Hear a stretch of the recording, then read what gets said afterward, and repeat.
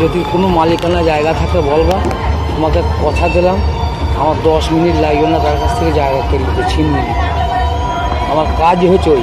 পূর্বস্থলী 2 নম্বর ব্লকের সিংহারি এলাকায় আতঙ্কে দিন কাটাচ্ছেন চাষিরা, কেননা তাদের জায়গা জমি যে কোনো সময় চলে যেতে পারে জমি মাফিয়াদের হাতে। নকল দলিল বানিয়ে সেই রেকর্ড কাটিয়ে তাদের নামে করে দিচ্ছে, এমনটাই অভিযোগ করেন তারা। আমাদের ক্যামেরার সামনে চাষিরা বা জায়গা জমির মালিকরা কি বলল সেটা শুনুন নিজে কানে। তো আমার একটা 40 শতক জায়গা, তার উপরে আমাদের সিংহারি গ্রামে বা 2 নম্বর ব্লকে যেসব জমি মাফিয়া জোর করে জমিটা দখল করে এবং ডুপ্লিকেট আধার ভোটার দিয়ে জমির রেজিস্ট্রি করে নিয়ে রেকর্ড করে নিয়ে সেখান থেকে আমাকে জোর করে উচ্ছেদ করেছে।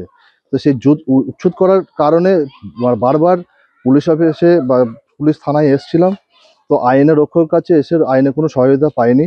এবং সেই মাফিয়া আমাকে এইভাবে বলেছে যে তোর কত মস্তান আছে, ইয়ে আছে, আমার কাছে নিয়ে আসে, এই জমি আমাকে দখল করে তুই দেখা।